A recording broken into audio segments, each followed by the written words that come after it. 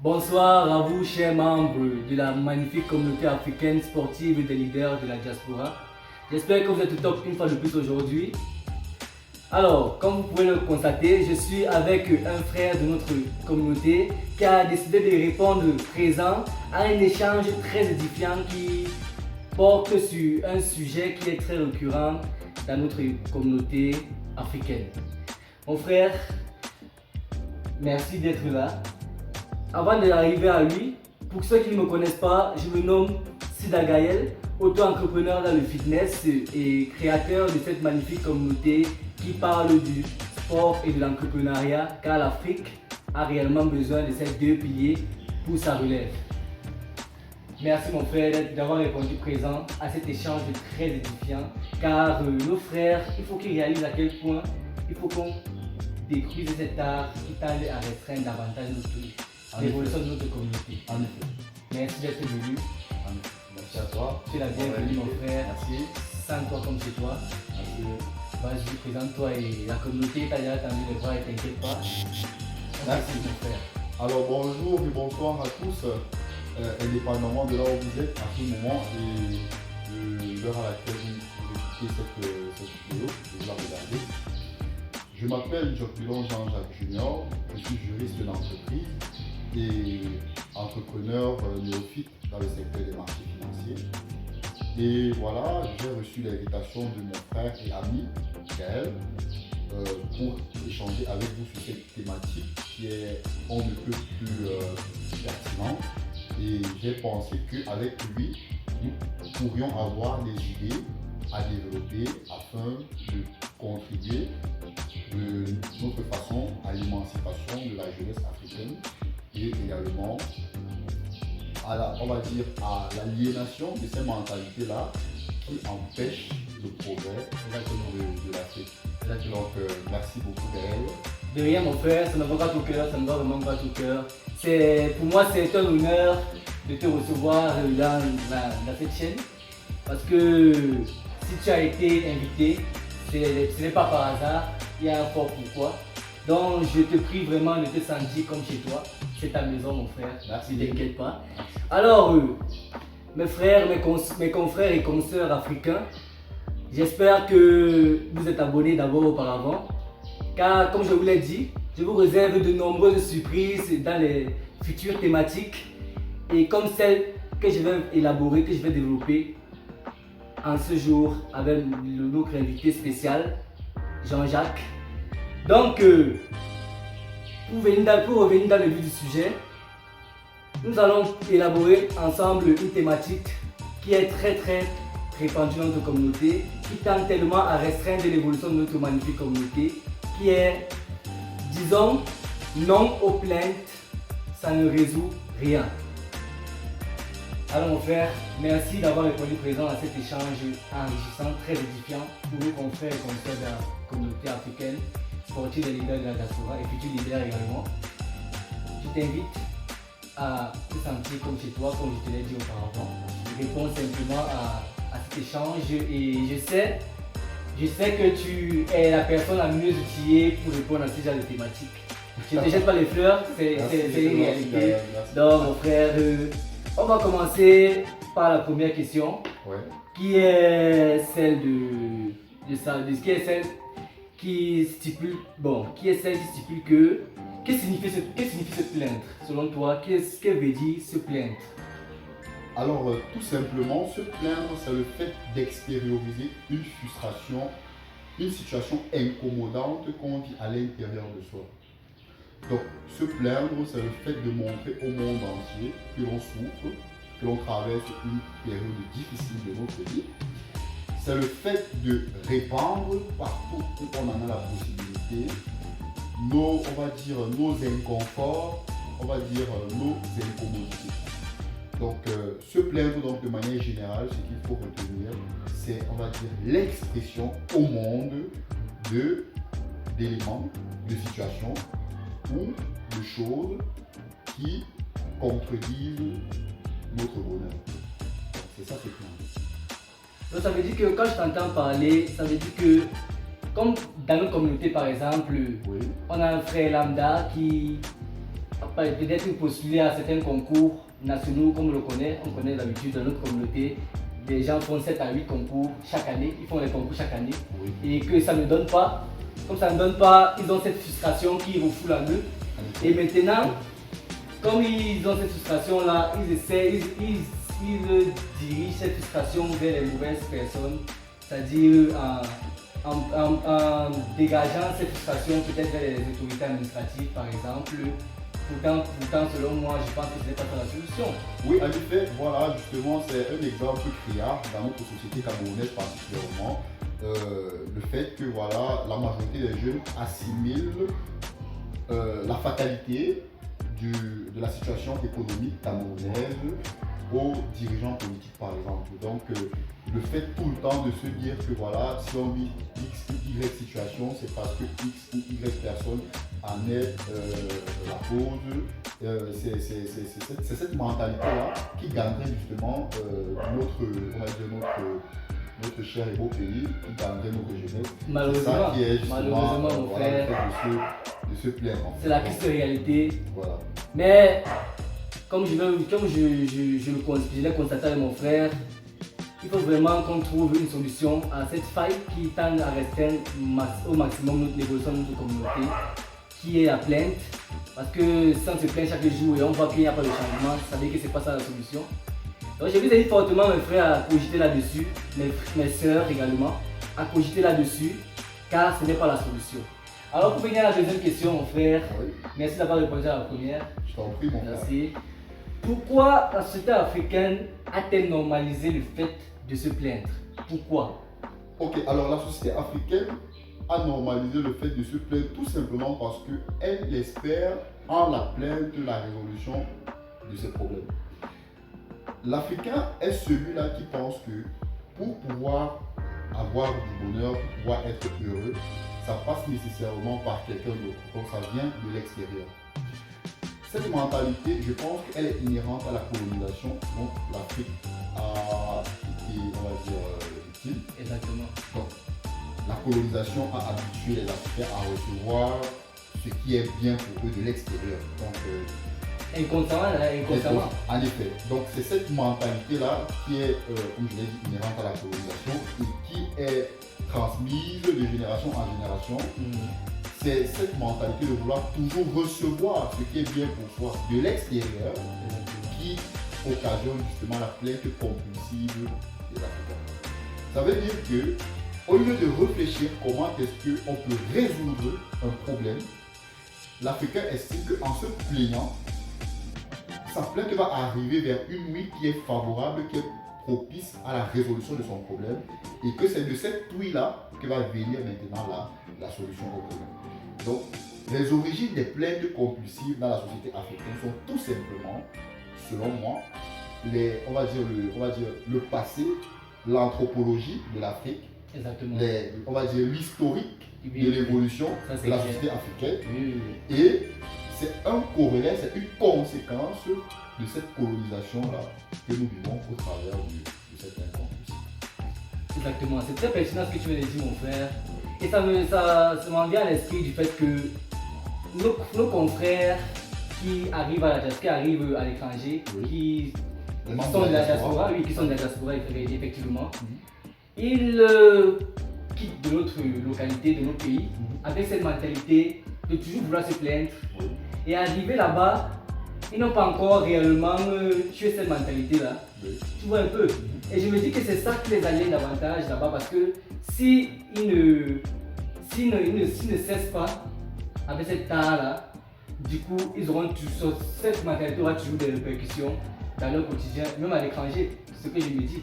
En effet, puisque, voyons par exemple, récemment, il y a des mouvements politiques de certains membres du parti de l'opposition qui, au lieu de présenter des opportunités, aux citoyens camerounais, des opportunités d'affaires, des opportunités visant à résoudre de manière concrète les problèmes auxquels nous faisons face tout le temps, sont toujours en train de vivre justement de l'esprit de plainte des Camerounais. Donc voilà, ils vont toujours animer des mouvements politiques dans l'optique à un moment donné de profiter justement de cet esprit de plainte des Camerounais là. Et pour moi, je trouve ça dommage. Pourquoi? Parce que ils ont la chance d'avoir vécu dans d'autres civilisations qui sont beaucoup plus évoluées que la nôtre.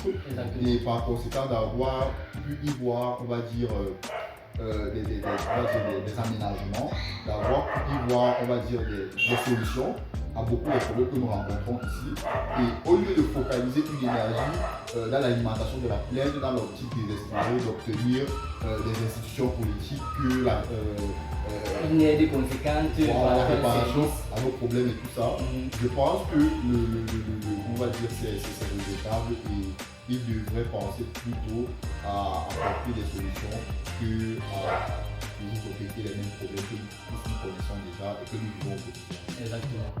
Donc mon frère, merci encore d'avoir continué dans ce même élan, d'avoir répondu favorablement à la deuxième question, qui selon moi est très pertinente et qu'il fallait vraiment qu'on la développe ensemble. Donc, chers membres de la communauté, j'espère que nous sommes en face avec ces deux idéologies différentes. J'espère que nous sommes en face et que au fur et à mesure, avec les questions à venir, qu'on soit toujours dans cette même élan.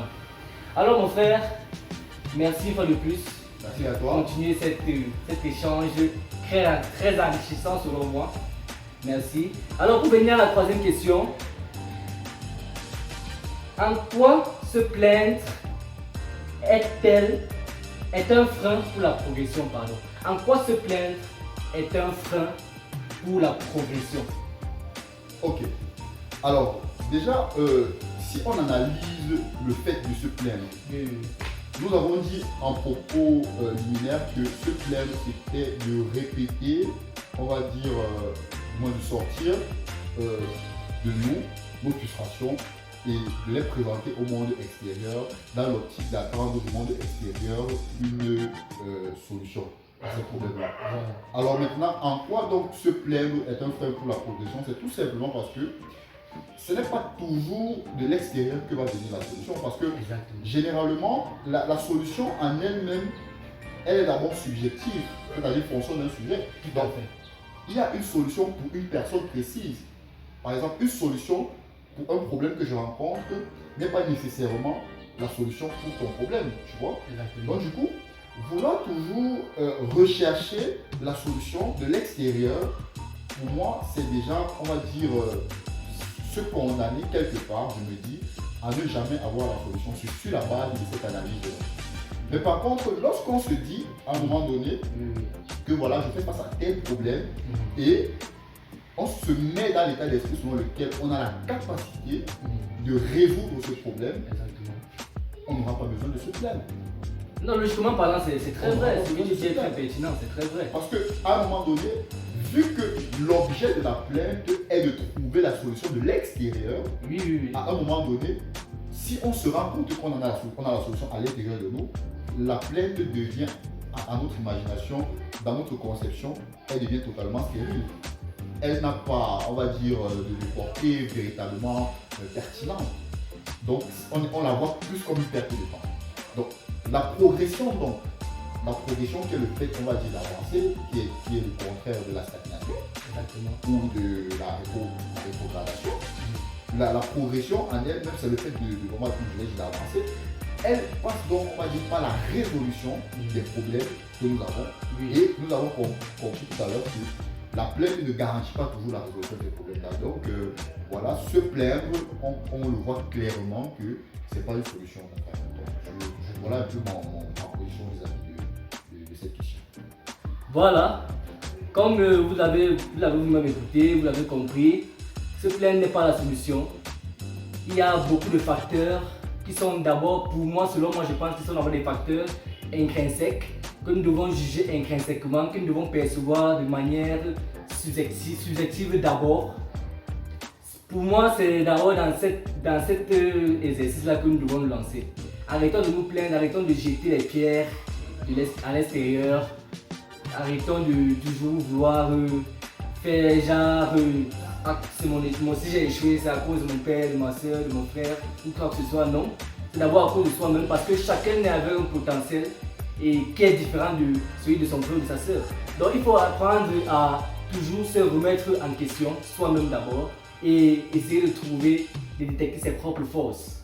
Donc pour moi c'est ça la solution en fait. Et si tu le permets, pour enchérir à ce que tu viens de dire, surtout sur les cas comme ceux-là qui mettent toujours sur d'autres personnes leurs échecs, comme le disait le grand savant Einstein, cette situation, je ne sais pas si je peux me la rappeler, je l'aime beaucoup cette situation. Einstein il a stipulé que la folie c'est de faire les mêmes choses, toujours les mêmes choses et s'attendre à des résultats différents. Voilà, donc quelqu'un qui par exemple, voilà, peut-être est face à un examen à venir et qui ne va pas, on va dire, se concentrer sur son examen, qui va faire le malin, qui va passer son temps à jouer et tout, et qui espère réussir, il va échouer la première année, l'année qui suit il va refaire la même chose, tu vois, et ainsi de suite. Après il m'a dit qu'on a caché au village.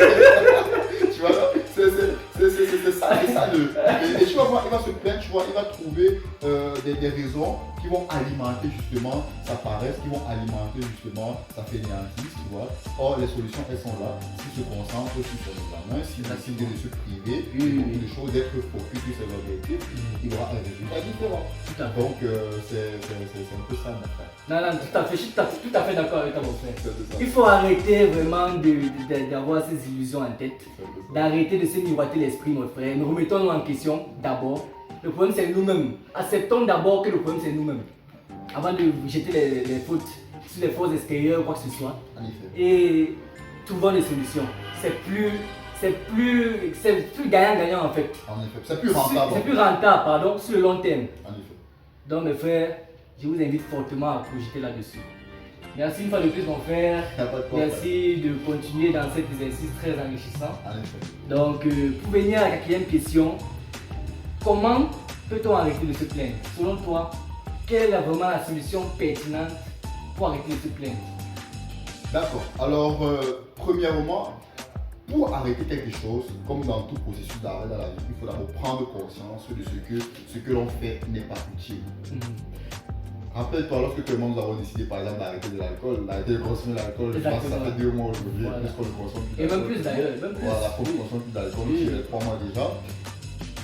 On a décidé parce qu'on avait un fort pourquoi, tu vois, on s'était rendu compte premièrement que l'alcool c'était quelque chose qui n'était pas propice à nos objectifs, à nos projets, tu vois. Exactement. Donc c'est pareil avec la plainte. Donc premièrement d'entrée de jeu, il faut se rendre compte que les plaintes elles sont stériles. Pourquoi? Parce que les plaintes, elles peuvent même être contre nous, dans la mesure où se plaindre peut-être en face d'une personne qui est contente de notre malheur, des situations difficiles qu'on traverse, on se rend compte que ça peut se retourner contre nous.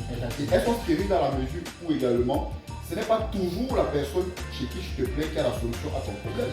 Voilà. Et la plainte en elle-même, comme on vient de l'évoquer tout à l'heure, elle n'a pas véritablement, on va dire, elle ne s'inscrit pas dans un processus de rémédiation, elle ne s'inscrit pas dans un processus, on va dire, de résolution du problème. Mais au contraire, elle va s'inscrire dans un processus de dégradation.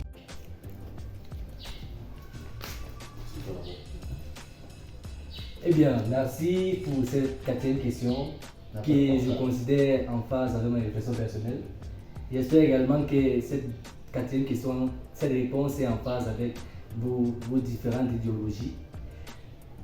Pour terminer, je te réserve une dernière question, mon frère. Ok. J'espère que tu vas. C'est pas trop tôt. D'accord. C'est pas trop tôt comme tu le dis. Quel avantage a-t-on quand on arrête de se plaindre? Selon toi, quel avantage a-t-on quand on arrête de se plaindre? Alors là, je t'assure, c'est la question à se poser dès le départ et c'est la question qui me parle le plus. Alors premièrement, lorsqu'on arrête de se plaindre, on sort de cette idéologie selon laquelle la plainte est la solution à notre problème et on entre véritablement dans la recherche de solutions au lieu de ruminer tout le temps la question, la plainte autant pour moi. Et pour moi, c'est le premier avantage. Pourquoi? Parce que se répéter quelque chose tout le temps, se répéter les mêmes choses, surtout quand elles sont péjoratives, quand ce sont des choses qui nous sont à charge sur le plan émotionnel, c'est contre-productif pour notre bonheur. Donc du coup, c'est s'extirper premièrement de cette chose qui nous est à charge, c'est, on va dire, lui accorder moins de crédit. Tout à fait. Et c'est se concentrer vers la recherche des solutions. Donc c'est un avantage notoire, donc qui est notoire.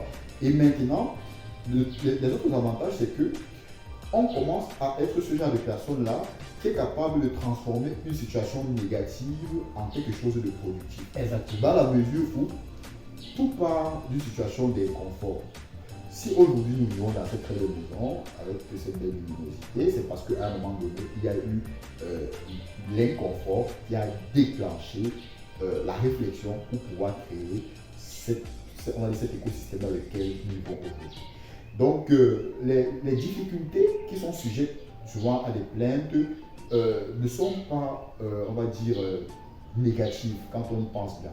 Donc, elles sont souvent un catalyseur de notre évolution. Tout à fait. Et quand on arrive donc à les considérer comme telles et qu'on ne se plaint plus, on va constater qu'on aura une amélioration continue de notre personne, une sorte de mise à jour continue de notre personne qui va être un facteur important de notre bien-être. Et comme j'aime souvent le dire, au lieu de considérer les difficultés comme des punaises, il faut plutôt les considérer comme un processus vers l'amélioration du soi. Vraiment, mon frère, je n'ai pas trop grand chose à ajouter parce que ta logique est tellement en phase avec la mienne. Merci. Donc, tout ce que je peux dire, c'est que la plainte, ça ne résout vraiment rien. Il faut arrêter avec ce genre de mentalité. Il faut vraiment arrêter, mes frères, mes soeurs. Arrêtons réellement avec cet art qui nous restreint au maximum vers la progression pour le changement de notre magnifique pays africain.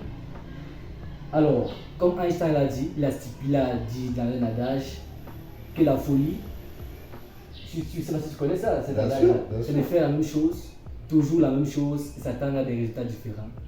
Cessons avec le même état d'esprit qu'on avait au départ quand ça n'allait pas bien. On adopte encore le même état d'esprit, pensant que ça va, c'est ça la solution. Pourtant, ça continue davantage à nous trouver dans cette sphère, dans cette prison à laquelle nous sommes nous-mêmes inclus. Un peu.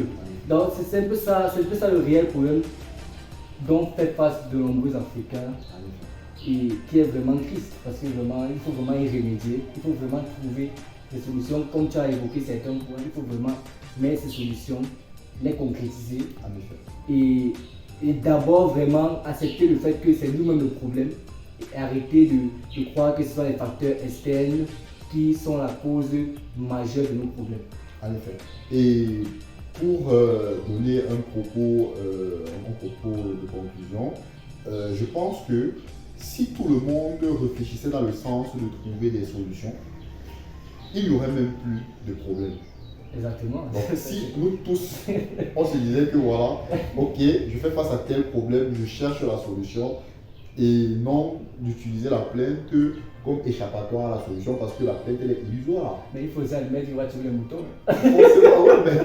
Mais la plainte elle est illusoire, mon frère, parce que voilà, on va dire, dépenser de son énergie pour rappeler à haute voix ce qu'on vit déjà, tu vois, se rappeler à soi-même et informer une tierce personne dans l'optique que cette personne nous trouve des solutions, parfois des solutions miraculeuses, tu vois, pour moi c'est une perte de temps, tu vois. Tout à fait. Et par contre, si nous tous, nous étions focalisés sur, on va dire, un mindset objectif qui vise à rechercher des solutions et non à sur-répéter, on va dire, les difficultés qu'on rencontre. Exactement. On serait dans un monde beaucoup plus agréable.